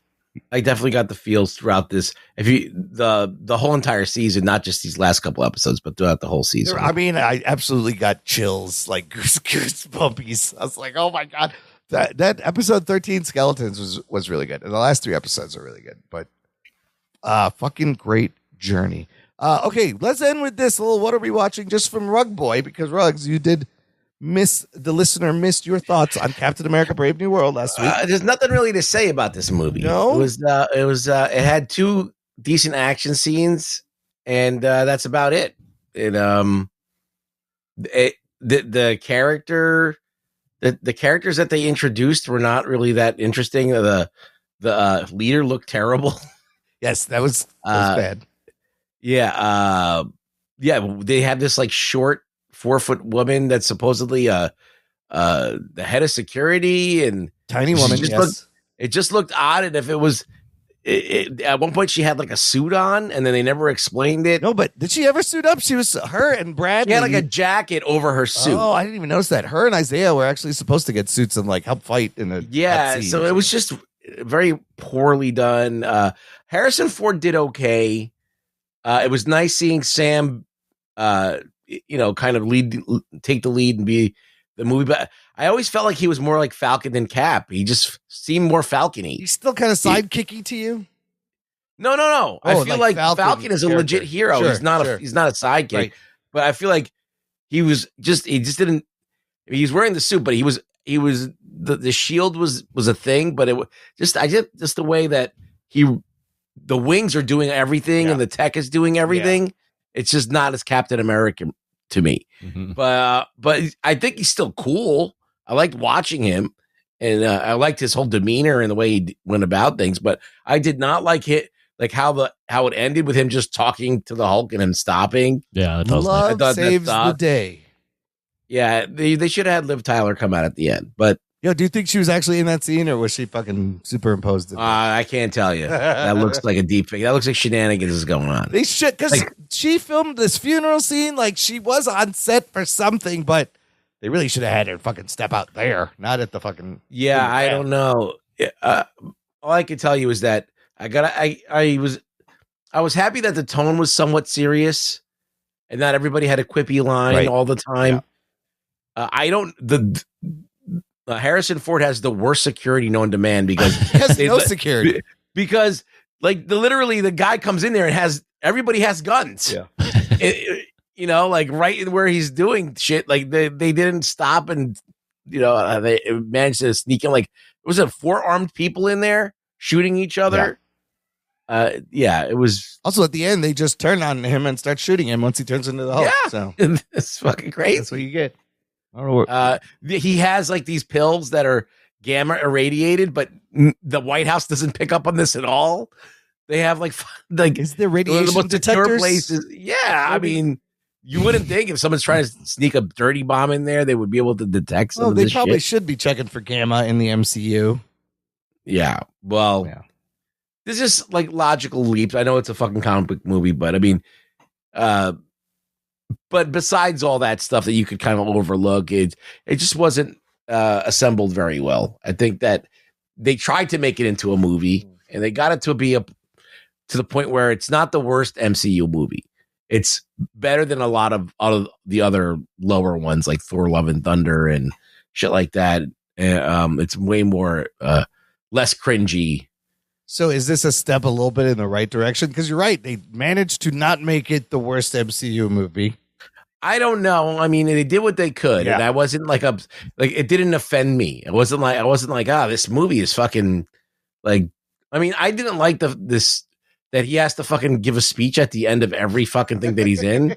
Like Falcon Winter Soldier, he gives a speech. Oh, that's right. And this one, he ends it with a speech. That's how conflict is resolved. By talking it out, man. I don't know. Just come on. You're a superhero. You're superhero shit. Right. But I mean, it was fine. It was fine. It was like not terrible, but I can't say it's good either. I can't really recommend it. What number would you give if you had to give it? Like a 6. Yeah, that's fair. Right. Now, what else am I watching? Yes. I made it through the first season, and I'm on the second season of The Recruit. Oh, starring Noah Centineo and whatever. It's a lawyer. He's a lawyer that works for the CIA, and he's kind of like they call him a chaos agent, meaning that he's like got like a death wish. Like he's just always if there's trouble, he just finds his way into it even worse. Okay, like he's always getting himself into deeper and deeper trouble all the time, but he's always ends up getting out. So the first season, they paired him with this girl who was like a Russian super spy, and she was doing all the heavy lifting and fucking killing everybody and whatever. And they seem to have done this again, and now they sent him to Korea, and they paired him with like this guy who's like a kung fu master or whatever. So yeah, it's interesting. It's happening. You buy that he's a badass, Centineo? He's not a badass. Oh, he's not. He's a lawyer. Oh, He doesn't do anything. He just runs away. Well, that makes more sense. It's kind of like the Hornet. I mean, the Green Hornet, where Kato does everything. Okay. No, but like they're trying to get him up there to where he's like doing some fighting, but not Is it quite good? yet. I don't want to watch this. Like, I don't. No, I can't say that it's a great show, but I do think that it's very digestible, meaning that it's not super serious like Lioness. It's kind of got it's more like, I would say, Reacher-esque. Oh, but with a level of, it's a Reacher-esque with a level of comedy into it. It's like there's like a very slight comedic tone because the characters are all like a little bit funny. Like there's like in the CIA, they all date each other. okay. And so, but they're all like these like friends that fuck relationships because they don't want to get like serious. So they just have like these, like, they just schedule dates and they fuck. See, what were we just talking about? Like any industry, that's what happens. Yeah. People just. And he's got like a lot of women like coming and going and stuff. And he's always like, I think I'm enjoying it. I can't recommend it. I wouldn't say like, I don't think that you would like it. I don't think that maybe Anthony would like it, but I enjoy it. It's okay. All right. Speaking of Reacher, season 3, first 3 episodes are out there. I know I got to catch up with that. Watch the first episode. It's good. Okay. It's a good one. I like it so far. Right. So can't wait to watch anyways, that. we've talked about enough things, so I'm not going to talk about what we want. Will you watch anything, Anthony? No. Okay. Okay. Well, then that's it. Listener can check out our episode description or our website, jockandnerd.com, for links on how to get in touch, support the show, all the fun stuff. Ruggs, where can the people find you online? Rug Boy Show. Yes, give him a follow. On X. Give him a just follow me. Just to make me feel better about myself. Yeah. Let's get Elon to follow Rug Boy. It'll be a lot of fun. Some conversations. Anthony, what state will you be in this week? Staying in the great state of Illinois. Oh, the state of euphoria. That state. That's Is it still cold over there? No, it's warm today. It was 50s. Oh, the fucking snow melted. It's wild. Like one day. It's crazy. Wow. Yeah. Anyways, that's it for us. Thanks for listening to the Jock and Nerd podcast. My name is Imran. My name's Anthony. He's the Jock. He's a nerd. We'll peep you next time. You know, I heard in Detroit it rained and then it froze overnight. That happened down the street here in my town. There was a water main break. Sometimes maybe good, sometimes maybe shit. It was bad. Jock and Nerd.